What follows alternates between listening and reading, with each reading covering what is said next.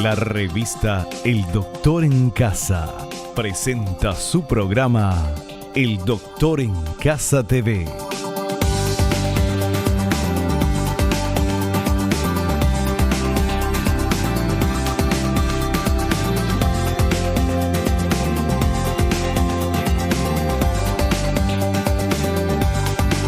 Con la conducción de Vivi Landó.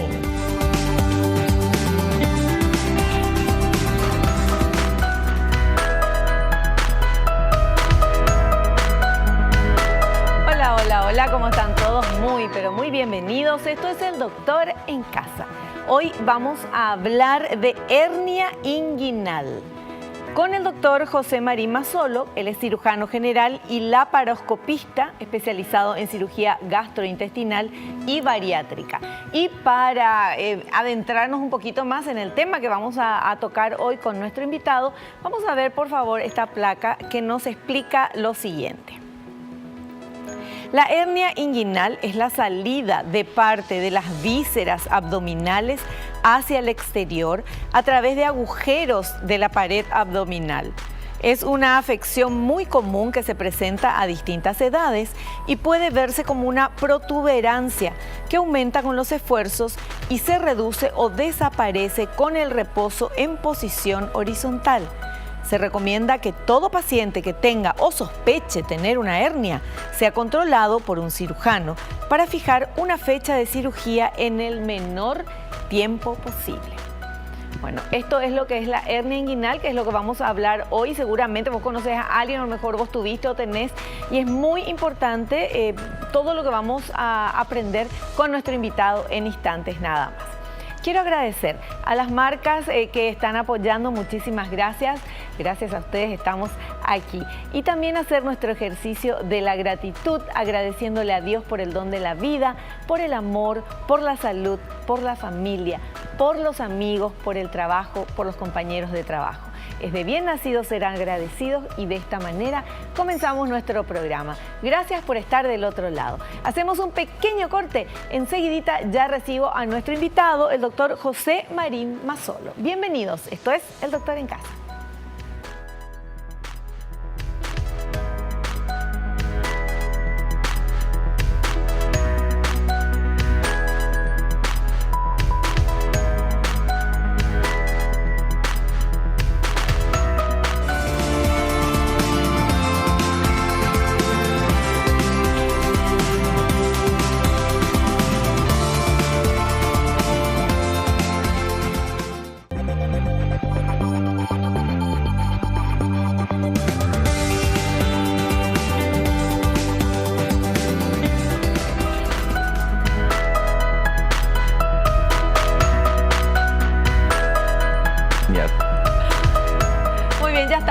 Nuestro invitado, el doctor José Marín Mazzolo, él es cirujano general y laparoscopista, especialista en cirugía gastrointestinal y bariátrica, y está acá con nosotros. Hola José, ¿cómo estás? Bienvenido. ¿Cómo estás? Gracias, muchas gracias. Un placer estar contigo nuevamente. Un gusto tenerte acá. Y hablando de este tema, hernias inguinales, eso es la hernia en la ingle, por eso se llama inguinal. Exactamente, en la ingle.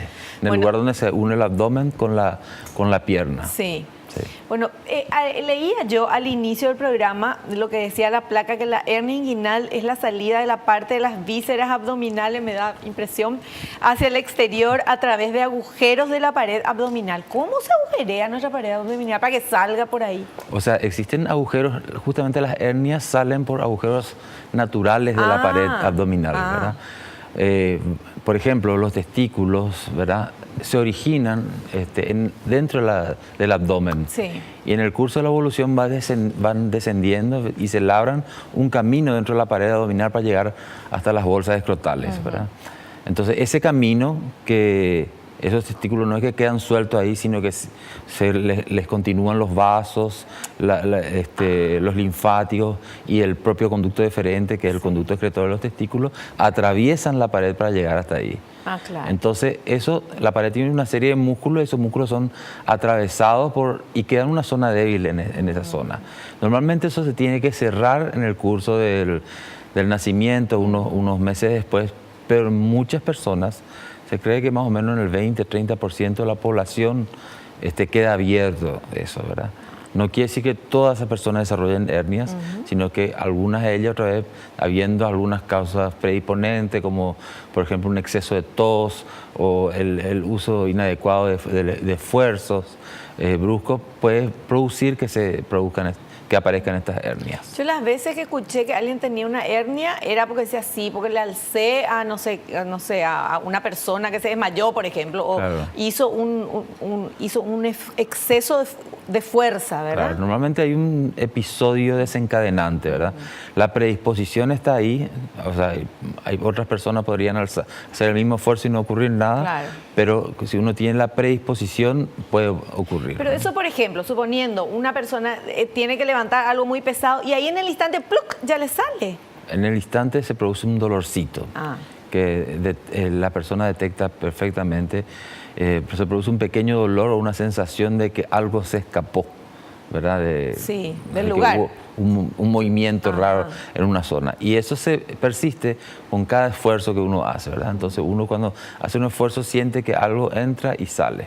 Se siente así. Sí, se siente. ¿Y cuándo sale? Porque eso supuestamente también decía que se veía a no ser que esté en posición horizontal. Claro, es como un dique, ¿verdad? Al comienzo, si se abre un dique, empieza a gotear, pero posteriormente el agua va horadando, ¿verdad? Los tejidos que están en esa zona, que son tejidos grasos, se van introduciendo y van agrandando progresivamente el orificio hasta que llega un momento en que recorren todo el camino que hace el testículo y pueden llegar hasta las bolsas escrotales inclusive, ¿verdad? Entonces se producen las grandes hernias. Las personas que no se operan o no quieren operarse, están lejos de poder acceder a un tratamiento quirúrgico, eso va con cada tos o con cada esfuerzo, hasta con el esfuerzo de ir de cuerpo o de orinar, por ejemplo, en el caso de las personas prostáticas. Eso va creciendo hasta producir que el intestino salga y llegue hasta el escroto inclusive.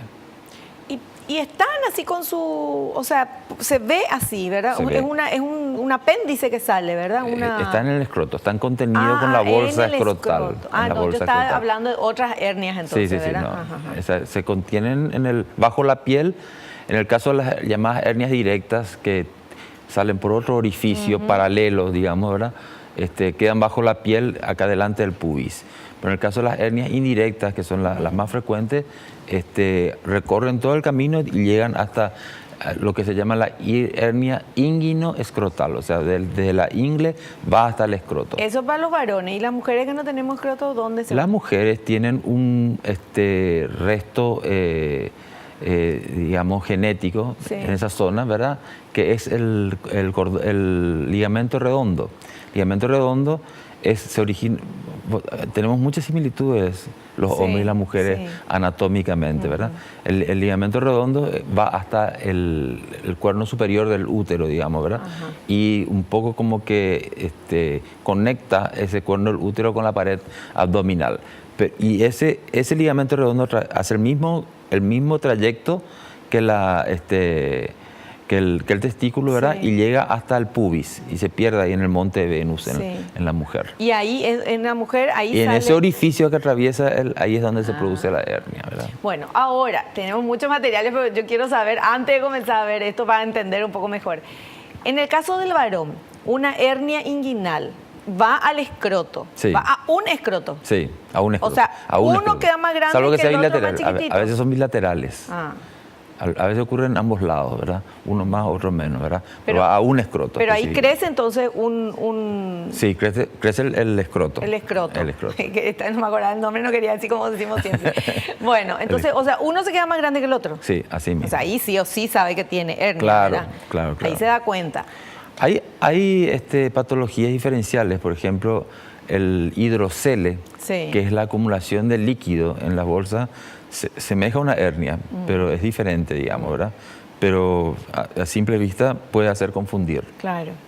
Y la mujer cuando va ahí a ese lugar donde vos decís, ¿también se inflama, se ve de afuera? Aparece ¿o no? en la parte superior de los labios mayores, en el monte de Venus, se produce como un bodoquito ahí. O sea, sí o sí te das cuenta. Una bolita que aparece ahí, sí. Bueno, Perfecto. Vamos ahora, ya saqué todas mis dudas, ahora vamos a ver el siguiente material que habla de los tipos de hernias inguinales. A ver. Tipos de hernias inguinales. Las hernias inguinales pueden ser inguinoabdominales cuando se desarrollan por encima del pliegue de la ingle.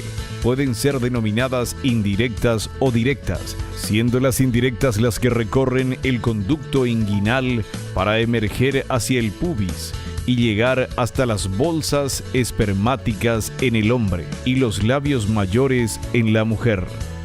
Inguinocrurales, cuando saliendo por otro orificio, el que recorren los vasos para llegar a la pierna, emergen por debajo del pliegue inguinal. Bueno, nos explicabas el tema de la inguinoabdominales. Sí. Y la inguinocrurales. Sí.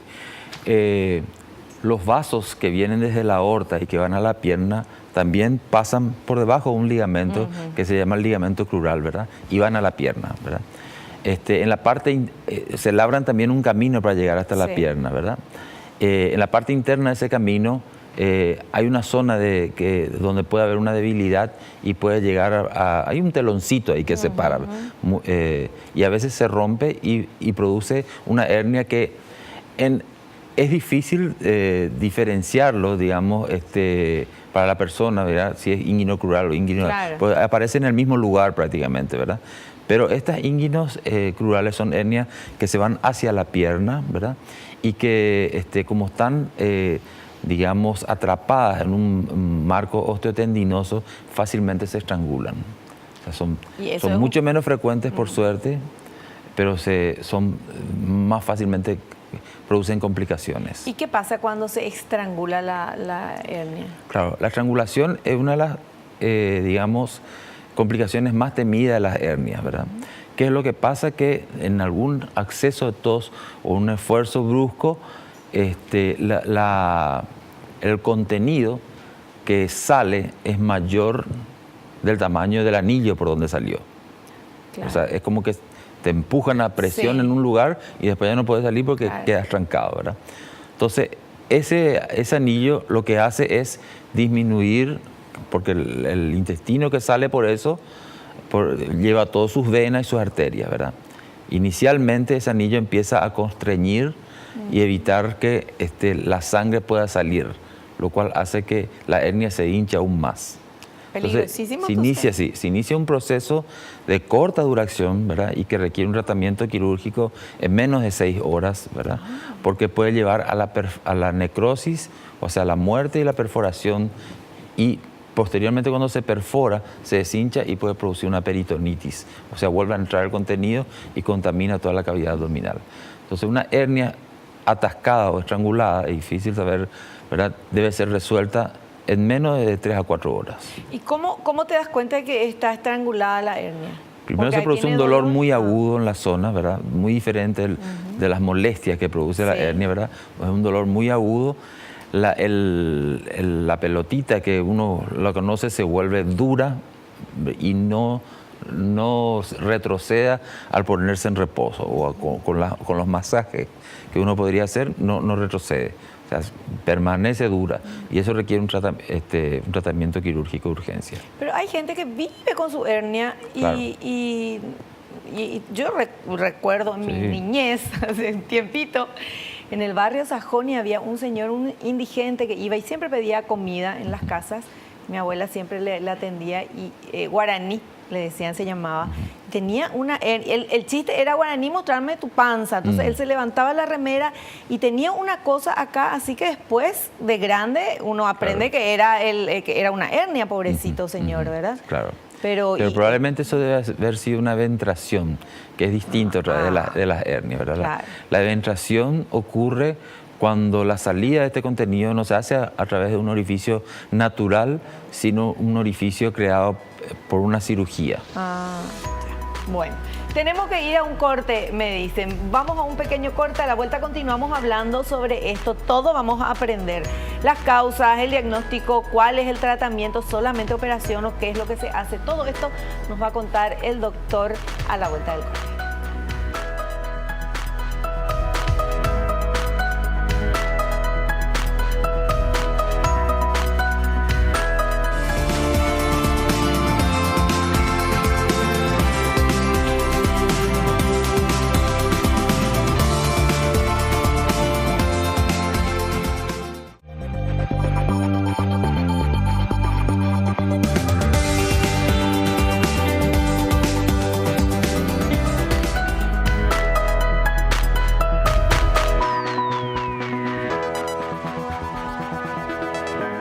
Seguimos con nuestro invitado, el doctor José Marín Mazzolo, cirujano general y laparoscopista, especialista en cirugía gastrointestinal y bariátrica, ex integrante de los Tommys, de los Aftermath. Quería ver nomás si reaccionaba igual que hace tiempo. De los Aftermath en aquella época. Bueno, estamos hablando de hernia inguinal. Y ahora tenemos un material que habla de las causas. ¿Podemos ver, por favor? A ver. Causas. Las hernias indirectas, las más frecuentes, tienen un componente genético en su origen. Aparecen a una edad temprana, incluidos niños recién nacidos, y no son causadas por una especial debilidad de la pared abdominal. En cambio, las directas tienen en su origen una debilidad abdominal y se presentan en personas mayores e interviene como elemento predisponente la obesidad. Por esto, son más difíciles de corregir. Es lo que nos decías, ¿verdad? Sí. La obesidad es un factor, así como te dije yo, que la grasa es muchas veces la que se abre el camino. La obesidad es un factor predisponente y agravante sobre todo, porque primero que tiende a ir aumentando progresivamente el defecto en la pared que uno tiene que resolver, y segundo que aumenta progresivamente la presión a la cual es sometida, la presión cotidiana a la cual es sometida ese orificio herniario. Y que la obesidad es, además de ser una enfermedad, es el inicio de otras enfermedades. De muchas enfermedades. Además de lo que nos dábamos cuenta realmente, ¿verdad? Eso de que sos un gordito bueno ya no. No, La porque pinta, no sos la sano. pinta lo de menos, vos sos un gordo bueno, eso ya no existe más. No, porque es directamente proporcional a la mala salud, ¿verdad? El tema de la gordura, de la grasa y todo eso. Sí. Es importante. ¿Por qué decimos esto? Porque es bueno, acá estamos hablando de hernias, pero siempre es bueno recordar ese tipo de cosas. Y uno de los problemas que tenemos que justamente cuando vos querés corregir una hernia, le decía a la persona, bueno, para poder corregir eso necesitamos que baje de peso. Y ahí estamos muchas veces. Claro, no, y si fuera fácil... De repente tiene que trabajar a medio camino entre el estado ideal, que sería que la persona baje de peso, ¿verdad? Y una cierta obesidad que tiene su problema y que muchas veces causa el fracaso de la cirugía. Claro, porque la obesidad es una enfermedad, o sea, si fuera tan fácil, todo el mundo sería delgado, ¿verdad? No habría, y si tuviéramos también, porque también hay gente gordita o obesa por malos hábitos, que cambian eso y vuelven a su figura, a lo que tendría que ser saludable. Bueno, seguimos hablando del tema de las hernias, pero los flacos también pueden tener hernias. Sí. Lo mismo tiempo pueden tener hernia porque, como te dije yo, esto es un defecto de la pared. La obesidad, digamos que complica el tema, pero el ser flaco no te libra. Y muchas personas, hasta deportistas inclusive, tienen, al tener esa predisposición, futbolistas, yo he operado muchos futbolistas, ¿verdad?, que tienen lo que se llama una punta de hernia, el inicio de la hernia. Y es el momento, digamos, más sensible y doloroso la hernia. Porque la hernia después, una vez que se venció y que el contenido pasa libremente, ya no duele. Pero en el proceso inicial, los nervios que acompañan al testículo son comprimidos por esa hernia. Entonces, al realizar un esfuerzo, uno siente una puntada en el lugar, ¿verdad? Y el futbolista, sobre todo, que tiene que hacer arranques bruscos, así, ¿verdad?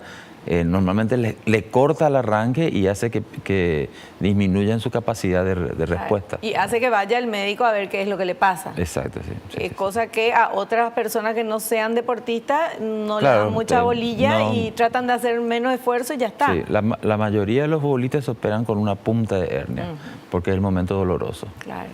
Bueno, entonces, ante cualquier dolor, uno tiene que ir, porque uno no sabe si ya naciste con el defecto del que no se cerró bien la pared, ¿verdad? Del estómago.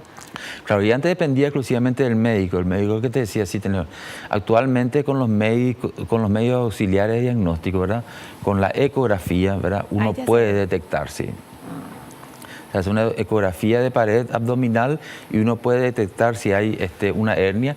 Y también hay que sorpresar, porque a veces sobrediagnostica también la ecografía. A veces la ecografía nos muestra una hernia o nos muestra algo que podría ser una hernia, pero no necesariamente requiere un tratamiento quirúrgico, ¿verdad?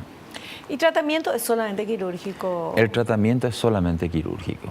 En personas muy ancianas, cuya expectativa de vida, digamos, es corta, ¿verdad? Uno podría acomodar, y que no tienen mucha actividad física, ¿verdad? Uno podría usar tal vez algún tipo de faja, o sea, tratar de medios, pero lo ideal es operarle al paciente lo antes posible.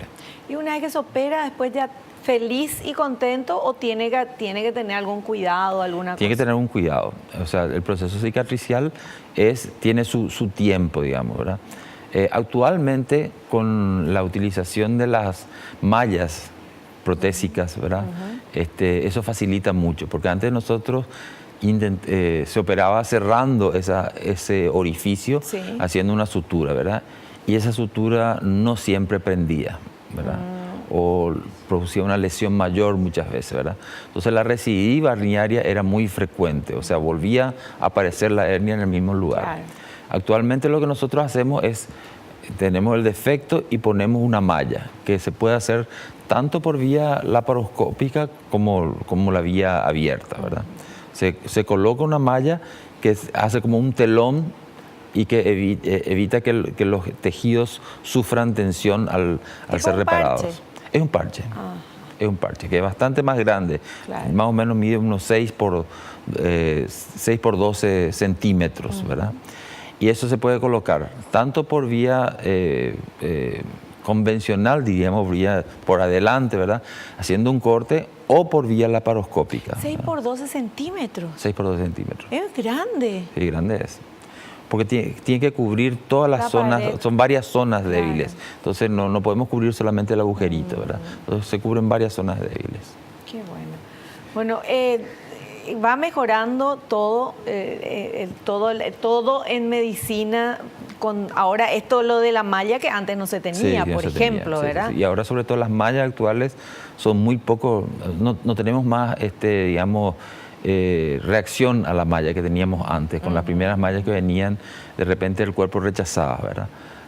Las mallas actuales son de muy buen material y no producen ninguna reacción. Perfecto. Bueno, vamos a ver el siguiente material, por favor, señor director.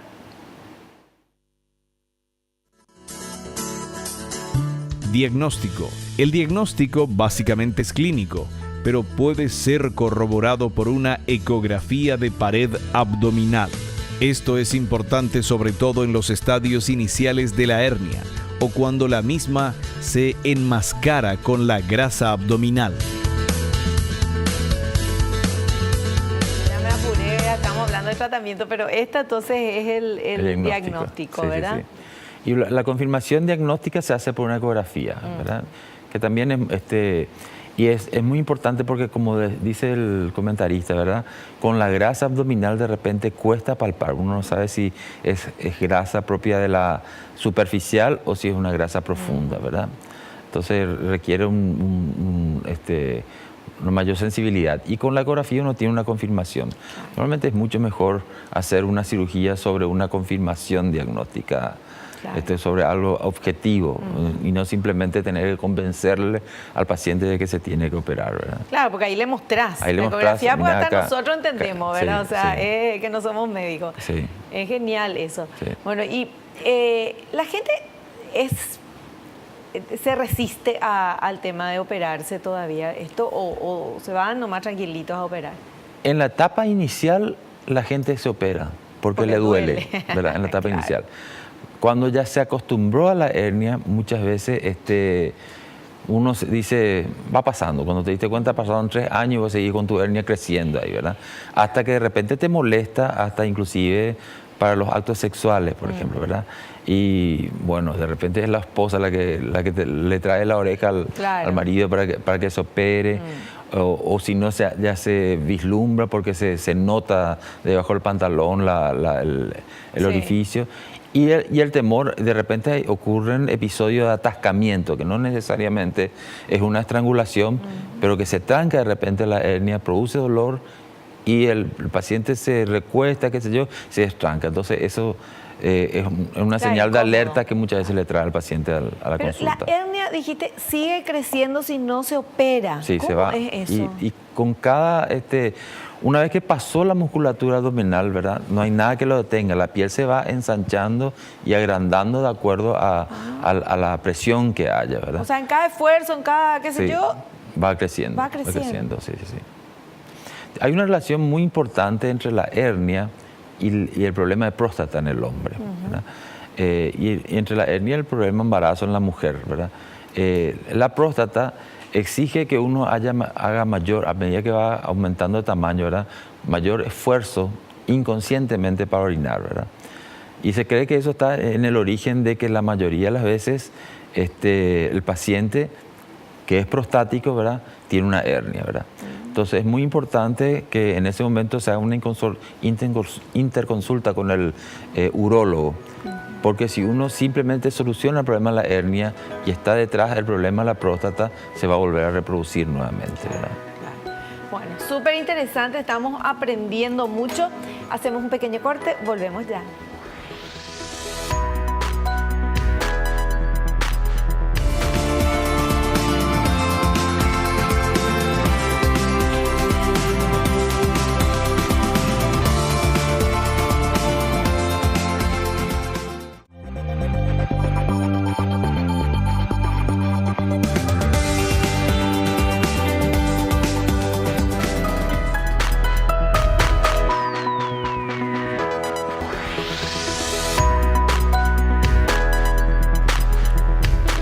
Charlando con el doctor José Marín Mazzolo, nuestro tema hernias inguinales.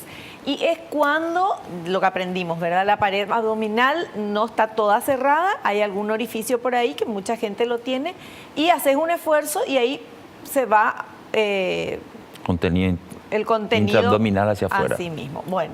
Y pensaba yo, toda la gente se va al gimnasio, que alza pesas y todo eso, también, ¿verdad? Si es que ya no te salió porque ya tu pared abdominal está bien. Claro, si tenés la predisposición es muy probable que aparezca con una... Ahora, lo importante es que cualquier gimnasia, uno quiere de repente entrar en un gimnasio y obviar todo lo que dejó de hacer durante 5 años en una semana, ¿verdad? Entonces es muy importante que todo este tema del ejercicio físico sea una cosa progresiva, sostenida, ¿verdad? Y progresiva, ¿verdad? O sea, no ir más allá. Ir creciendo, pero en forma paulatina, no hacerlo de golpe, ¿verdad? Y con un entrenador o alguien entendido que te diga, porque de repente, no sé, te vas y querés alzar no sé cuántos kilos y ahí ya te va a salir hernia por todos lados. Las pesas requieren un entrenamiento mucho más progresivo, digamos, que cualquier otra. Claro. Sobre todo cuando se utilizan pesas de muy alta, que son muy pesadas. Claro. Bueno, seguimos nosotros con los materiales. Vamos con el siguiente, por favor.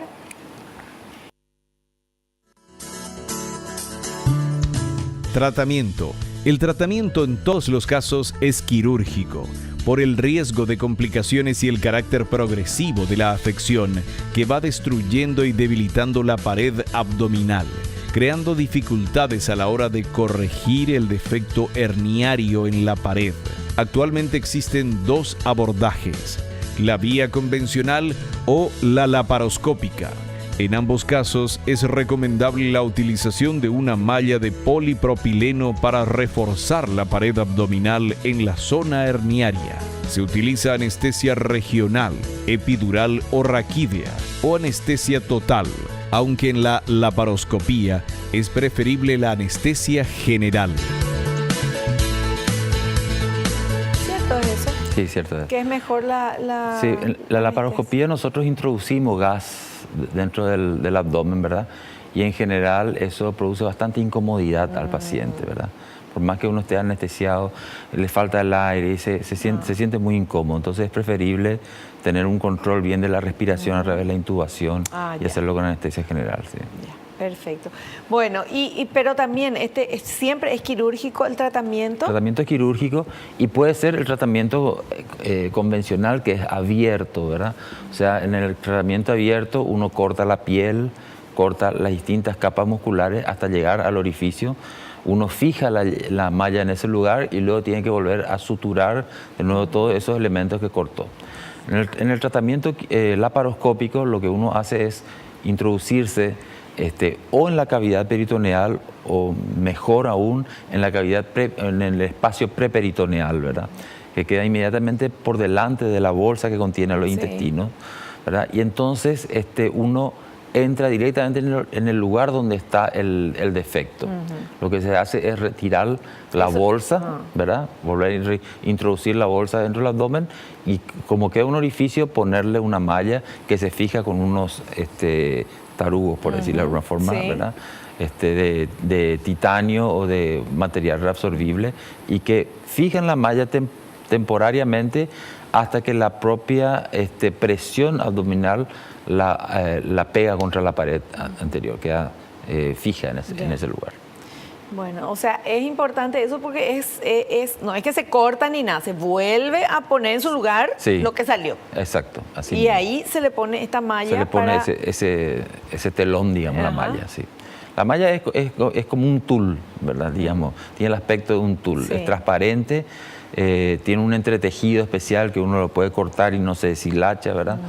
Y es muy resistente. Cuando la operación falla, porque existe la posibilidad de fallo, no es porque se rompe la malla, es prácticamente irrompible, ¿verdad? Lo que pasa es que no se colocó bien y se movió del lugar, o aparece una hernia similar que aparece por otro lado. Eso te iba a decir, pones la malla ahí, tapás, pones tu parche, sí. Pero es de 6 a 12 centímetros, o sea que en este costadito puede haber también puede introducirse de repente. Por eso es muy importante que se respeten los tiempos de curación de la herida, ¿verdad? En la laparoscópica el paciente prácticamente no tiene dolor, o sea, el dolor es que un elemento de aviso, digamos, no existe, ¿verdad? Entonces el paciente se siente bien y uno tiene que sujetarlo, ¿verdad? Para que no exagere, ¿verdad? Bueno, pero con la laparoscópica son unos agujeritos, unos puntitos nomás, ¿verdad? No es cortar. Puntitos. No, son tres orificios. Uno de 10 milímetros, 10 a 12 milímetros y otros 2 de 5 milímetros. Chiquititos. Son muy chiquitos. O sea, después queda imperceptible. Uno queda dentro del ombligo que ni se ve, ¿verdad? Y los otros son 2 pequeños. ¿Y cuando se corta, dónde cortas? Cuando no haces laparoscópica, cuando haces la tradicional. Se corta en la ingle, justamente frente a parecida a la cicatriz del apéndice, pero un poco más bajo y hacia adentro, ¿verdad? Ya. Y el después de la operación. Después de la operación hay que tomarse un tiempo, por lo menos 6 a 8 semanas de reposo. ¿Mucho? Sí, 6 a 8 semanas de aunque sea laparoscópica. No de reposo acostado, pero de reposo de actividad física, ¿verdad? ¿Y si es laparoscopía también? También. Por eso te digo que es más difícil todavía sujetarle a la persona. Claro, porque no tenés ni una cicatriz no ni tenés nada. ni una molestia, etcétera, ¿verdad? Entonces, hay que tomarse ese tiempo para que realmente la malla quede bien fijada, ¿verdad? Y la grasa no puede introducirse nuevamente y crear nuevos caminos, ¿verdad? A partir de ese momento, por ejemplo, los futbolistas normalmente se operan en noviembre, fines de noviembre, ¿verdad? Y exactamente, cuando termina el campeonato y empiezan a hacer su pretemporada ya a mediados de enero, ¿verdad? Claro. Y les da justamente el tiempo para...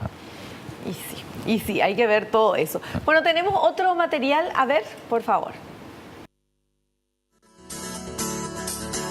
Luego del procedimiento quirúrgico, luego de la intervención se requiere un periodo de reposo de 6 a 8 semanas antes de realizar actividades físicas. Este periodo se prolonga aún más en el caso de la cirugía convencional, la cual es más dolorosa que la laparoscópica.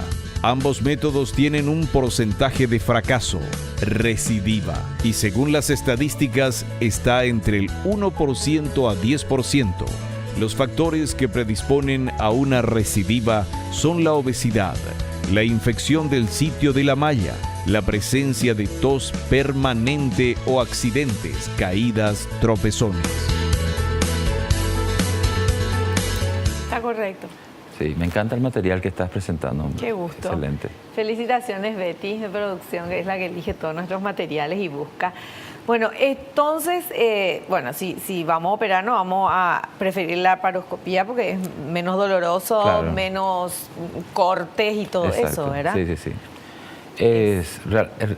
No siempre se puede hacer laparoscópica. Ah, sí. Sí. Por ejemplo, los pacientes que tienen problemas de coagulación, es preferible. Hay gente que toma anticoagulantes por alguna otra. Sí. Entonces eso es preferible hacerlo por vía abierta, ¿verdad? ¿En serio? Sí, porque en la laparoscopía pueden producirse, uno introduce las cosas a presión y cuando se elimina esa presión, ¿verdad? Pueden producirse sangrados que uno no ve, ¿verdad? Y produce un gran hematoma y claro, eventualmente puede llegar a infectarse después, ¿verdad? La obesidad también suele ser una dificultad cuando es en exceso la obesidad para la vía laparoscópica, ¿verdad? Pero te iba a preguntar eso, ¿qué hace si es un obeso? Tiene que bajar, no sé, 60 kilos, 80 kilos, que no va a poder bajar en un mes y está con esta hernia que se puede estrangular si no se opera. Y ahí hay que tratar de hacer, ¿verdad? O sea, normalmente nosotros lo que le pedimos a los pacientes no es que bajen los 60, 80 kilos, sino que bajen, por ejemplo, 10 o 15 claro, kilos. Ahí ya se alivia un poco la tensión abdominal, ¿verdad? Sí. Y permite trabajar un poco mejor. Claro. Sí. Bueno, tenemos otro material que habla de lo que ya nos habló el doctor, pero de todas maneras, estrangulación herniaria, es interesante de ver. A ver. Estrangulación herniaria. Un sobreesfuerzo hace que salga mayor contenido que el que permite la elasticidad del anillo herniario, permaneciendo atascado sin poder reintroducirlo ni con el reposo. Esto produce cambios importantes en el tejido estrangulado que lo edematiza y produce la salida de líquidos, haciendo que el anillo suprima inicialmente la circulación venosa y luego la arterial, incluido el intestino. Esta situación debe ser solucionada en horas antes de que los cambios sean irreversibles y exijan la extirpación del intestino afectado. Es así. Es así y este es el mensaje, me parece, más importante, ¿verdad? Porque muchas veces uno no quiere someterse a una cirugía, ¿verdad? Y llega a este estado, ¿verdad? Y el resultado quirúrgico es incierto cuando se opera en urgencia, ¿sí, verdad? Vos podés tener una peritonitis, podés tener una contaminación, puedes dejar de ver, uno no puede revisar toda la cavidad abdominal por una hernia, ¿verdad? Puedes dejar de ver de repente un tejido que fue lesionado y que posteriormente produzca una peritonitis, ¿verdad? Entonces, lo ideal es que el paciente se opere antes de llegar a este proceso de estrangulación. Perfecto. Bueno, nosotros vamos a hacer un pequeño corte o tenemos tiempo para... No, corte y volvemos enseguida.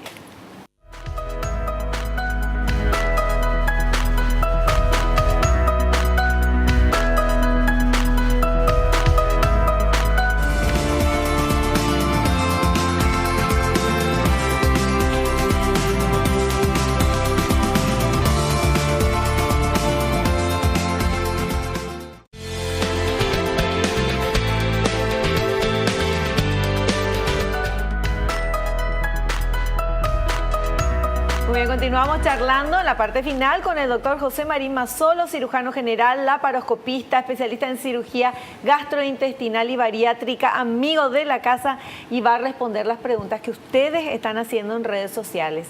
Vamos con esta primera consulta, por favor. Néstor de Capiatá dice, ¿qué preparación necesita el paciente para la operación de hernia? Bueno, cuando la hernia es pequeña, normalmente no necesita mucha preparación. Pero sí, como te dije yo, el paciente obeso hay que pedirle que por lo menos baje un 5 a 10% de su peso para poder tener un mejor resultado, ¿verdad? El paciente puede operarse, a veces lo operamos de urgencia en el caso de estrangulamiento, pero la principal dificultad es justamente eso. Y los pacientes, por ejemplo, que toman aspirina o que toman en forma así como anticoagulante, digamos, tienen que suspender una semana antes. Pero no hay muchos preparativos para esta cirugía. No hay muchos preparativos antes, pero el después... El después es donde hay que cuidar esas 6 a 8 semanas, darle el tiempo necesario como para que los tejidos cicatricen adecuadamente. Claro. Bueno, tenemos otra consulta, a ver. Mercedes de Lambaré dice, luego del tratamiento, ¿se pueden producir hernias nuevamente en el mismo lugar? No, sí, ¿verdad? Sí. ¿Y con la malla que le pones el parche? Eso es lo que se llama la recidiva herniaria, justamente. A veces las mallas se enrollan, no quedan bien fijas, sino están bien puestas, te voy a decir, ¿verdad? Si hay un error en la forma de poner la malla, pueden producirse también, digamos, cuando hay brusquedades, ¿verdad? Personas que se caen, se tropiezan, o cuando hay una tos muy fuerte en el postoperatorio que no fue controlada, ¿verdad? Puede llegar a producirse hematomas, los hematomas van empujando la malla y pueden llegar a producirse en el mismo lugar. Eso se llama la recidiva y que se considera que una recidiva del 1% es lo tolerable, más de eso no tiene que haber. Encima que te vas, te operas, te pones la malla y después otra vez. Te aparece otra vez, sí. Querés mandarle ya el que te puso, no me pusiste, y ahí le tenés que explicar otra vez, ¿verdad? Lo que sí que hay veces que las hernias aparecen en el mismo lugar, ¿verdad? En el mismo lugar, de la misma forma, pero se introducen por un canal diferente, ¿verdad? Sobre todo cuando la cirugía es abierta, ¿verdad? Uno repara el canal por donde entró la hernia, pero quedan canales a otros canales donde pueden aparecer, ¿verdad? O sea, es muy fácil que una persona que ya tuvo hernia pueda volver a tener, porque evidentemente tiene la pared abdominal, o sea, tiene esa predisposición. Sí, y muchas veces aparece en el lado opuesto. Ahora que tenemos la ecografía, menos porque detectamos ya el principio de hernia en el lado opuesto y se operan ambos al mismo tiempo, ¿verdad? Con todo esto nuevo, yo siempre digo, gracias a Dios vivimos en esta época con todos estos avances, porque si no, antes ¿cómo se podía ver esto? No se veía. No se veía. Palpaba, qué sé yo. Reaparecía, volvía otra vez el paciente un tiempo después con otra hernia. Bueno, tenemos otra consulta. A ver, por favor.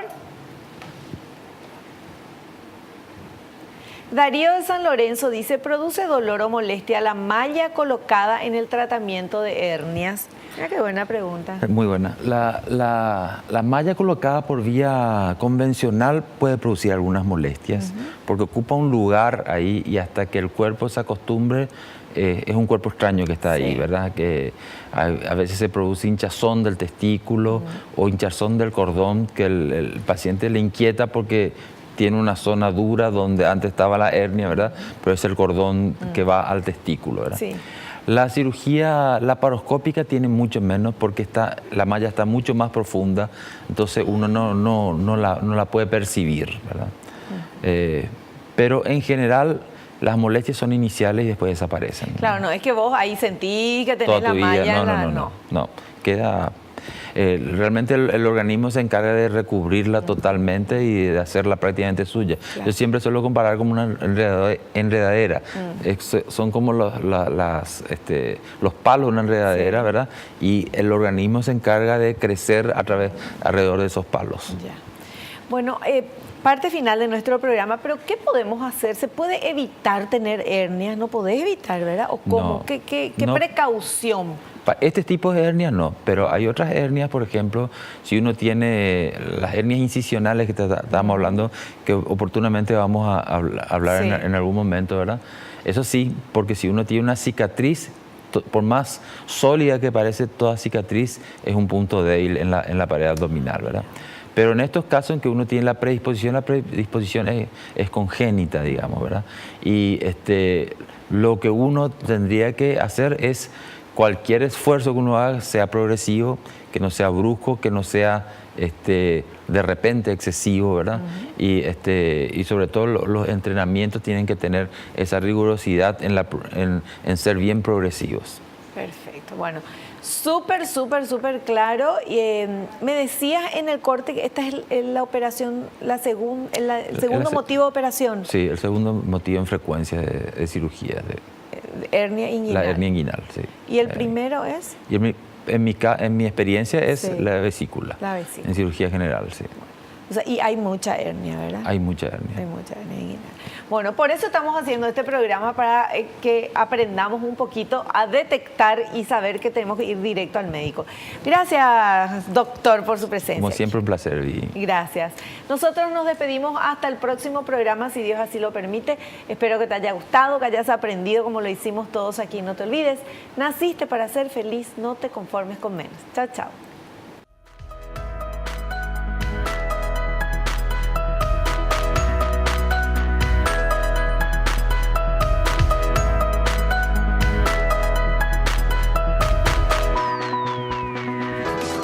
La revista El Doctor en Casa presentó a Vivi Landó en el programa El Doctor en Casa TV. Fue una realización de Alicante.